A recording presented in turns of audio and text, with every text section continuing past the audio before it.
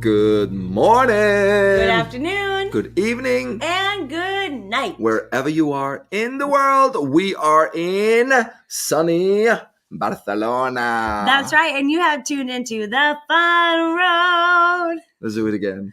And you have tuned into the fun road. I'm so sorry. I can't. Let's try one more time. Okay. And you have tuned into the fun road. Fun road. The fun road. Okay, you do it. Okay, and you have tuned into the fun road. Thank God this podcast is all about different things besides singing.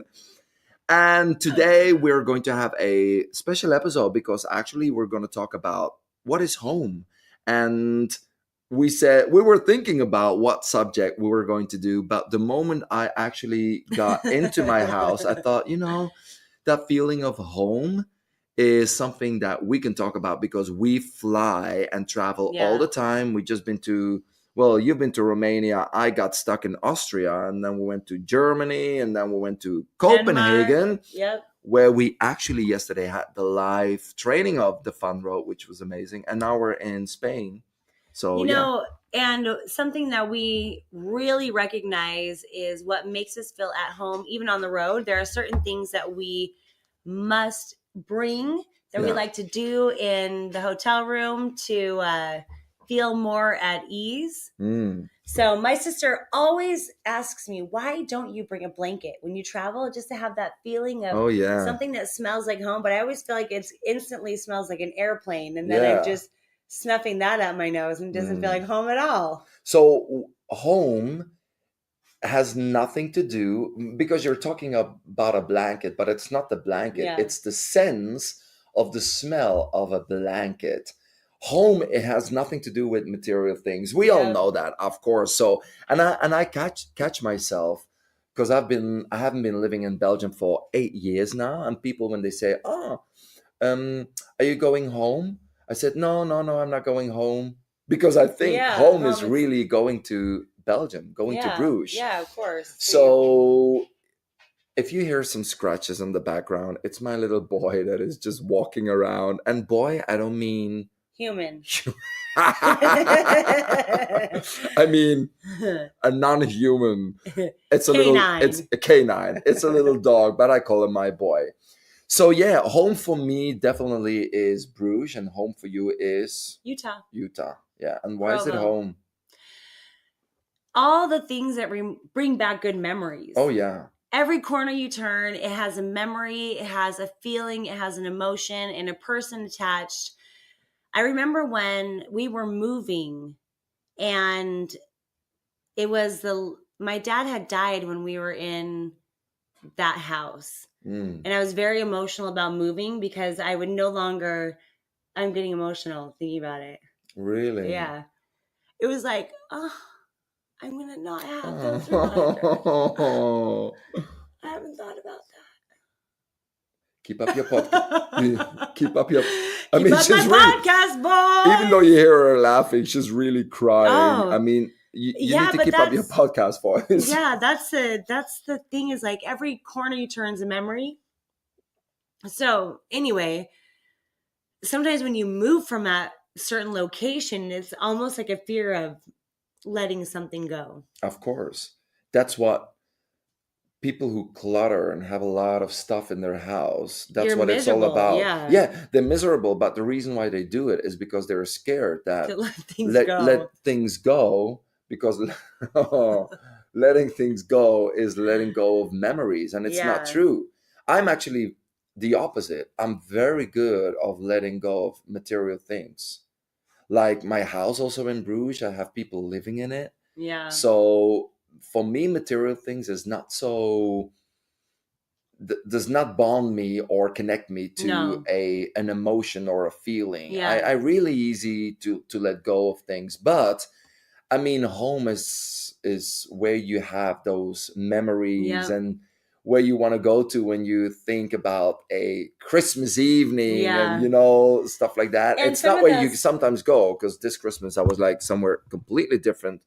But it's where you want to be. Yep. Yeah. And I think it's a feeling of feeling completely surrounded by love and by all these memories, and just having a visual reminder of those memories. What's interesting is I'm actually taking some courses, and it's on some child development courses, and they were talking about when a child has trauma at a young age, and it could be years later, all of a sudden they drive by a restaurant and a smell triggers that traumatic event, where home traumatic. home for us, that smells like, oh my gosh, I remember when I was sitting with my family, and it brings back this whole kind of whimsical memory. And it can actually have the opposite effect. And I think that when you go home, you have the greatest chance of feeling just completely surrounded by love. So when I think about John, for him, home is, he loves when I'm here and cooking food, and he comes from the whole evening teaching classes because he's a fitness instructor, and he comes up those stairs. He said it's the favorite moment of the day. Opening that door, the house is lit with candles. You can smell the food of homemade food. And he says, oh, I'll just put on my pajama, jump in the sofa. And home is really all about the feeling that somebody's taking care of you, the feeling that you are loved, the feeling that you can go somewhere and people will never exclude you. And sometimes it happens. I mean, we got parents who exclude kids. We got family members who exclude family members. So that home feeling is different for everybody. And I'm sure there's people, you guys are probably listening, and you can recognize, oh yeah, I love it when I come home and there's food and I can smell it. And I think one of the reasons why, even though we have such different backgrounds, I think that we both love to do the same things that trigger that feeling of love and like stability. Like we love to go get a nice meal and sit and watch a movie, and it's like just that very cozy feeling. It's so funny. We're doing this podcast and Steve just keeps looking over at his dog who's staring at him, waiting. Is there something you'd like me to do? I'm right here. He's looking at me like, you normally give me so many commands, and now you're just ignoring me. Every time this lady comes, I have to work for your affection. Papa. So an interesting thing, when I am home in my house in Utah, if Brian is not in town, it does not feel like home. Of course not. I'm very used to being, but he has to have that feeling. Of course, when I come home, it's a totally different feeling, but he's had to have so many more nights with me away. And I'm very used to being in hotels. But there's an emptiness I feel when I go home to my house, and if Brian is gone, I can't sleep. I shuffle in my bed all night. Even though it's not like, I mean, after a while, I've been married 16 years. It's not like we're spooning each other all night. I mean, you need your space when you sleep. Like, do not touch me. It's too warm. And I don't want that to lead to anything in the middle of the night. I'm just kidding. Tired. Brian, we recorded it. It's on tape. But something that I've done this past trip that I'm going to for sure do is I'm bringing my pajamas. Usually I don't bring my pajamas. I've never seen you in a pajama in a hotel. I know, but I brought them this trip. It was amazing. My zip up ones that I got for Christmas. Oh yeah, that one. Yeah, I got them. That's not a pajama. What would you consider that? That's before I go to bed, I want to stay warm thing. So I always go to bed fully clothed like that. With that? Yeah. Oh, yeah. And I wake up just do you know how sweating. I sleep? How do I sleep? Breathe. Underwear. Butt naked? Butt naked. Yeah, of course. In a hotel bed? Oh yeah, that little underwear will protect butt you. Naked. Even in a hotel. Oh yeah. I did not. That's kind of hot. I thought you know you did that. I always thought it was underwear. No. I've never slept butt naked in my life. What? No. I like that. So why do people wear underwear when they sleep? Well, for me, it's like taking a bath. At What do home, you mean? yeah, at home you won't. There's no function in clothes when you sleep. Women, it's different. Just letting you know. I know you're not married to a woman, so underwear is good. Why? What could? What? Tell me what could happen. I want to know now. Well, things. Well, first off, you have the time of the month, and you need underwear just in Okay, case. that I Okay, get. That I get. What but there's else? other times of the month that other things happen. The look of shock on Steve's face. I mean, You things can just, happen. you know, Just poo yourself or what? Pee no, or poo? same hole. Oh my That's god. what I'm telling you. So Okay, for me, I've always wanted underwear. That's something like so maybe for men it's different. underwear, t-shirt, but for me, I always am freezing right before I go to bed. So I'm in sweats, even in a hoodie, my robe. I've slept in that pink robe. I can't tell you Oh how many my god. nights. For me, Brian's too hot. He doesn't let me cuddle up on him. He's like, I'm sweating. So I how just wear a yeah, bunch of layers. how I've never um how do you say that? Slept with a I woman. never looked oh my god, so funny. I never considered sleeping that is something that you wear clothes for. Never.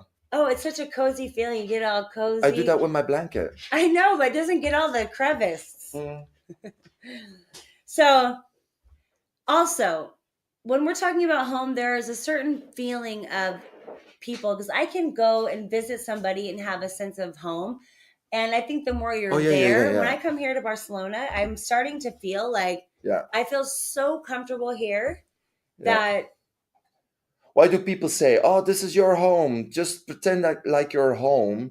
It's purely that they want to get rid of the boundaries that yeah, would set up, when being people come and polite, visit, being yeah, yeah, don't ask if you want anything because you'll be waiting all day for me to say, "Oh, do you want something?" yeah. No, just I'm open the fridge. yeah, exactly. I'm not serving you. No, I've already opened your fridge and I've been in your house for 1 minute. Yeah, but that's fine. So a home feeling is I have it mostly, I think, always around the holidays when Yeah. I'm flying back home, and I got two songs that I love. What are they? Driving home for Christmas. Don't laugh at me No, I want you to singing. go for it. I only Dri- laughed because you perked up and started snapping and swaying. yeah, you just don't Driving sing home for for Christmas. Christmas. Oh, did you see how I hit the high note there? High notes. So I love that song because for me, it's. I don't know if we should play a Christmas song, but I want the people to hear what it is. They can Shazam it and put it on their Christmas list. Yeah. Is it a new Christmas song? Huh? Never heard it. Chris Ria. Never heard of him. Her. You never heard of Chris. Oh. I have This no is it, idea. and.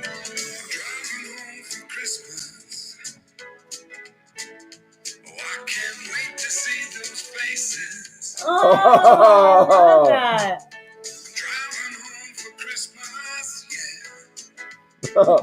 We're just nodding at each other and swaying. Yeah. Yeah? Yeah. You didn't know? And this one is another song that I put up sometimes when I fly. So for me, home is Bruges. That's where I'm brought up. Yeah. That's where my family is. That's where my oldest friends are. Because, you can have new friends, but the old friends, do you remember when we and this and that? You've just seen them It's the best. transform Yeah. through life right before your very eyes. Same thing when I'm with Brittany and Megan. I've been friends with them. Well, Brittany's my cousin. It's my first friend I ever remember. She was my definition of friendship. Oh, really? Yep. And then Megan I met in third grade, and we've just seen each other evolve through the years. Yeah. And her parents, I truly feel like I'm one of their kids. They're just so loving Yeah. and there is something to that you can't compare. And sometimes you lose that connection, even if you've been friends with them forever, because they don't know what's happening in the day to day. So you got to catch up a bit, but it doesn't matter. You just feel right at home right away. Right away. And there's when your mind this is something that's actually cool. In the song, they sing that as well. I'm going to let you hear another song that I always play when I fly to Bruges. And it says, home, I'm making my way home. My mind is already there. And it's true, because when you're excited to go, oh my God, oh, it's going to be cozy in your family, and whether it's parents or brothers or sister, but you can be you, because this is something that I don't like when people say, oh, I'm so happy because with you, I can be myself. And I'm like, I'm happy you're telling me that you can be yourself with me, but I feel sad for you that you cannot be yourself with other people. I think that what they really are meaning is, I feel right at home with you. Yeah, Because there's certain people who don't, there's so much fight within what you want to do, what they want to do, and so much explaining of who you are that you don't feel like you're at home. No. You can't just sit on a couch and fart if you need to and get a drink. That's true. So this is another song from, I think he's from Iceland, from Scandinavia. Going Home. Love it. It's a little more dramatic. But he says, home, making my way home. My mind's already there. I love it. Yeah.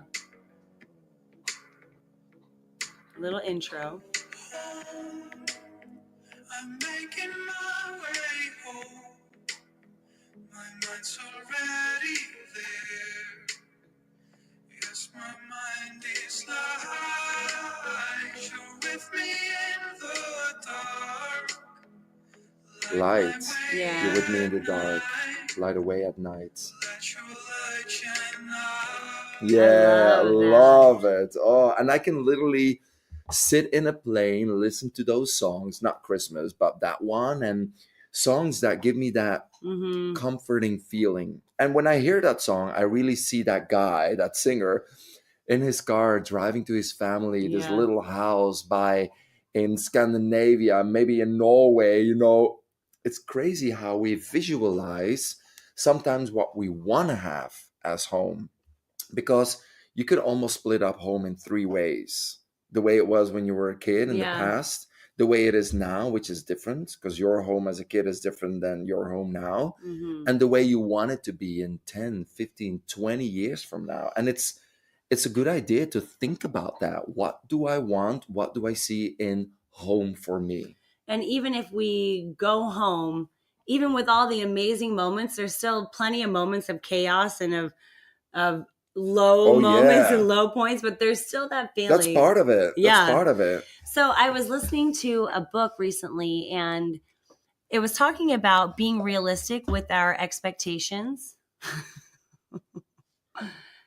It happened. Should we explain what just happened? Well, so we just flew back from Denmark, and they have something very cool. There's a shop that's called like Licorice by Bullo, or no matter how you say it, but it's like all different. It's like licorice in white chocolate, covered in passion fruit, rolled in sugar that's been dipped in passion fruit weirdness. Love that candy. So we bought a whole pot, and I now grabbed the pot out of the bag, and there is literally one ball in the whole pot. And Kat looks at me, she said, it just happened. It just happened. So who gets that ball? You do. Oh, for sure. That's yours, because I took like 3. Yeah. There were 4 left. I ate 3, and I thought, I'm going to leave that one for Steve. That one is yours, because I ate too many. So after we just came home, or we just came here, we got a burger and fries. That's good that you say that at home. And on the way back, I ate those when I was waiting for you to come back for the key. You shouldn't have left me alone for so long. Oh my God. I mean, it's literally, how many are in that pot? 40? And there was one left. Yeah. I mean, I did give John some. I'm not going to take it all. No. But I listened to a book, and it was talking about being realistic with our expectations. And so you take an example of going home, and you have like all these things that you want to have happen over Christmas break, over summer break, and over a weekend. You want to see this person, you want to eat here, you want to cook this, you want to do all that. So oftentimes we feel a little disappointed. And you take any kind of life event, a wedding, having a baby, a weekend holiday, whatever it may be. And the book suggested something very useful. List out 10 expectations. Mm-hmm. And what if only 5 of them were met? Yeah. Would you still have the great feeling? Would it still be worth it? Would you still think it was worth the trip? Of course, yes, it would be. Of course. But a lot of times you have people who maybe they're going to get ready for a high school reunion and they want to lose 30 pounds because what they want from that 30 pounds is the recognition of, wow, you look so great. And that old boyfriend to look at them, or that old girlfriend to say, wow, I really messed up by dumping you. And it's like, okay. So if you go to the reunion, you have fun, you have a good meal, and you see a lot of people, you still lose the weight, but you don't get the confirmation of other people of how amazing you look. Is it still worth going? Is it still worth losing the weight? Mm-hmm. But so many times we get lost in our expectations that are not met. Yeah. So when you go home, be thinking of the feeling of just being surrounded by love and by memories and by that security. Yeah, yeah. And I think society is also social media. Not too close to the microphone with that pot. She's eating licorice balls right next to the microphone. Licorice balls. So good. She eating licorice balls. Balls. The problem that we have these days is social media, movies is putting up this image of what a home is. You see these people at home and, oh my God, look at this and that. And I'm making this meal. Well, yeah, the person making the meal is living 5,000 miles away from you and making one meal once a month, taking a picture.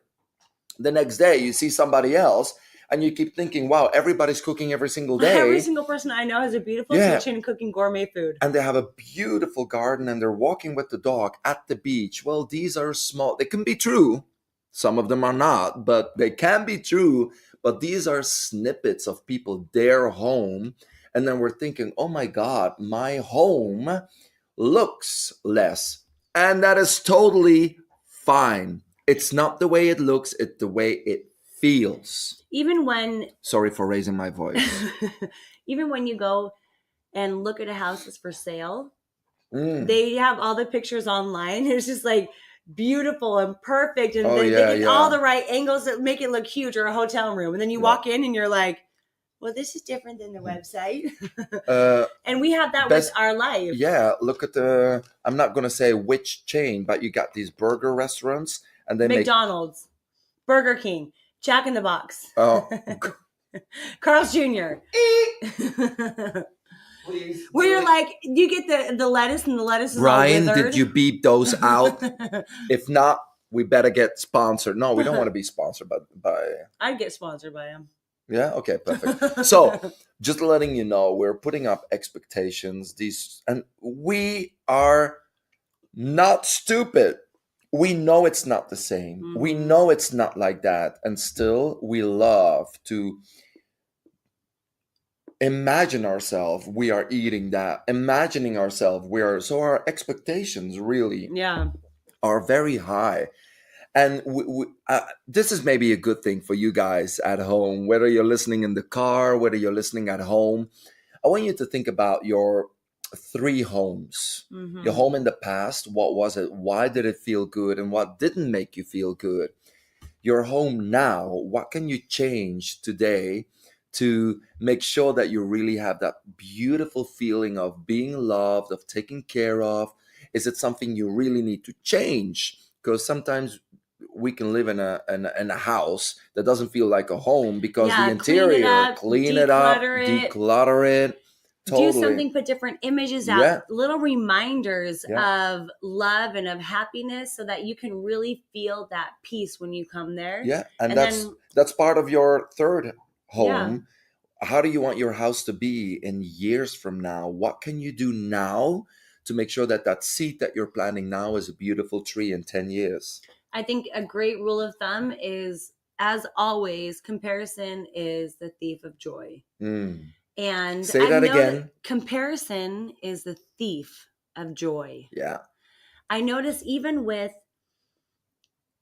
sometimes I'll drive my kids' friends home and I can hear them almost explaining to me about their house.